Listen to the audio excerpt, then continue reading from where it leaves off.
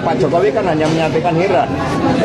Kita harusnya berjanji aja di depan rakyat bahwa pengambil alihan Golkar dan PDI Perjuangan tidak akan dilakukan. Itu sikap yang ditunggu. Sehingga harusnya berjanji bahwa saya akan menjaga bahwa setelah selesai kepemimpinan saya tidak akan mengambil alih Golkar maupun PDI Perjuangan. Sekelas sekjen loh ini.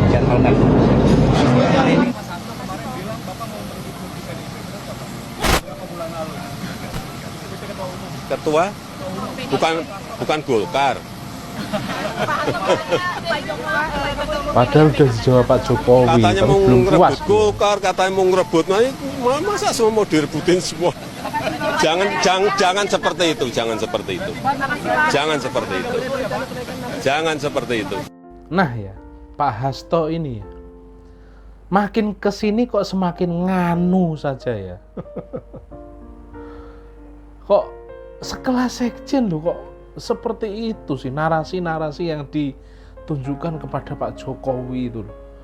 Kok apa nggak punya alasan lain selain itu gitu loh untuk menyerang Pak Jokowi? Kok harus narasi seperti itu gitu loh? Itu apa itu? Ya emang betul sih yang dikatakan oleh M. Khodari beberapa waktu yang lalu ya. Kalau Hasto ini ya mirip seperti token listrik. Ini kata Pak Khodari ya, kata Mr. Khodari. Makin kecil makin berisik. Nah ya, suaranya paling kecil tapi itu loh ngomongnya itu paling berisik gitu loh. Pak Hasto ya, Pak Hasto yang terhormat ya, Anda boleh merendahkan Pak Jokowi seperti itulah, serendah-rendahnya lah. Tapi apa? Di mata rakyat ya, Pak Jokowi itu dirasa berhasil untuk membangun Indonesia. Seperti halnya salah satu contohnya ya, di pedalaman, di perbatasan sana, di Papua, di NTT, Pak Jokowi itu diakui. Hanya baru Presiden Jokowi inilah baru merasakan listrik. Listrik bisa masuk ke mereka. Dibikinkan rumah jalan bagus di pedalaman Papua sana. Rakyat mengakui hal itu gitu loh. Kalau Anda nggak percaya nih, saya tunjukkan videonya berikut ini ya. Ini kondisi ketika nggak ada listrik seperti ini Pak Hasto. Di pedalaman NTT, perbatasan NTT, Papua.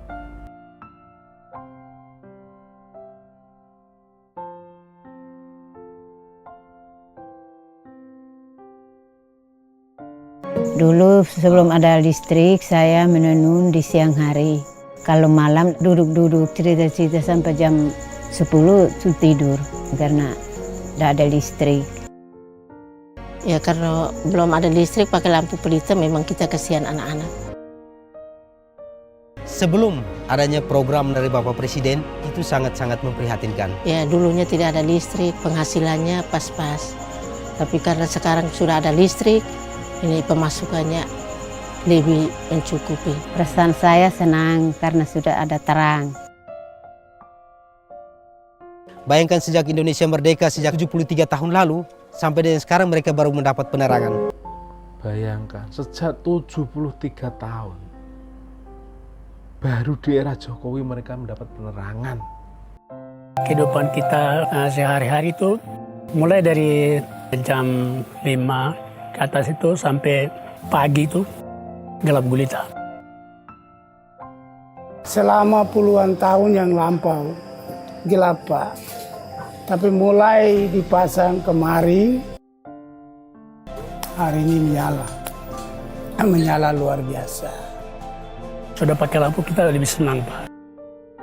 Karena nyangkut dengan kita bekerja. Kalau sebagai petani pun pulang dari lahan segala macam, ada mungkin mau mandi, mau apa siapkan. Kalau ada perangan itu enak. Sekarang itu anak-anak lebih senang. Karena senang dalam arti untuk mereka bisa belajar. Jadi saya bersyukur, terima kasih kepada Bapak Presiden. Terima kasih luar biasa dibangun lampu saya di kampung saya, di Ampas.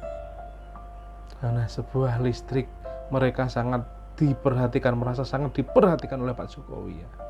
Ya kalau dulu sebelum masuknya PLTD ya kebanyakan uangnya juga keluar untuk beli minyak, isi untuk penerangan malam kan. Nah, perbandingannya kan begini Pak. Dulunya pakai genset, nilai gensetnya 5 juta, minyaknya sudah 50.000. Nah, jadi ini kesulitan. Nah, setelah adanya penerangan ini Pak, kita sangat merasakan terbantunya ekonomi bagian penerangan. Dengan adanya PLTD ini semuanya murah. Kita dengan uang itu kita bisa beli barang-barang lain. Nah, inilah perubahan-perubahan yang kita harapkan ke depan supaya apa yang diprogramkan oleh pusat, apa yang diminta oleh daerah perbatasan, kita sama-sama kerjasama cari solusi supaya bagaimana jalan terbaik untuk membangun perbatasan ini. Nah, mungkin hanya sekedar listrik. Sekedar apa? Mungkin Pak Hasto sudah merasakan sejak dulu gitu loh. Tapi saudara-saudara kita yang ada di pedalaman kan baru di era Pak Jokowi ini merasakan. Mereka mengakuinya. Dan ini real, ini buktinya. Lah kok Anda seenaknya menghujat Pak Jokowi, menuduh Pak Jokowi seperti itu? Ini juga dibuatkan rumah di pedalaman Papua Pak ini.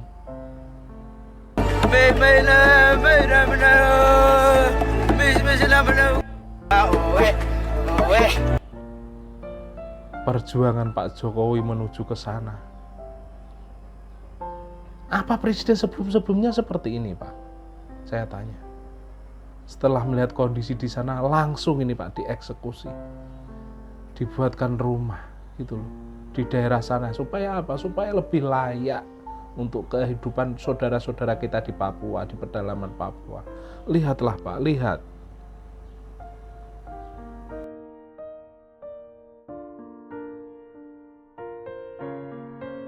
Dalam rumah ini saya bersama istri ada 2 anak.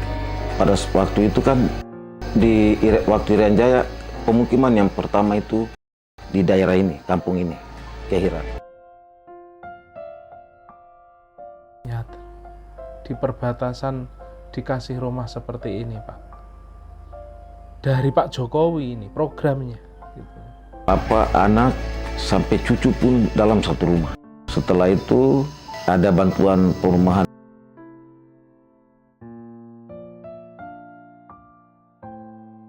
Akhirnya yang tadinya berapa keluarga dalam satu rumah itu, jadi itu langsung pindah. Yang kawin harus pindah, jangan bersama-sama dengan orang tua. Setelah kami masuk dalam rumah perumahan ini, jaringan listrik lancar, terus air lancar.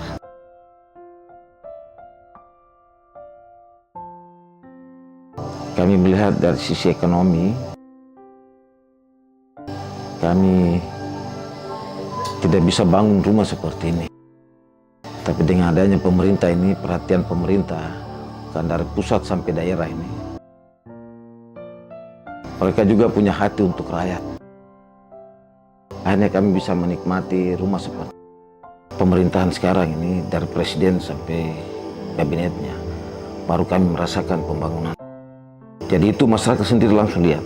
Jadi itu bukti yang ada di kami di daerah Papua, khususnya kami di Kabupaten Jayapura.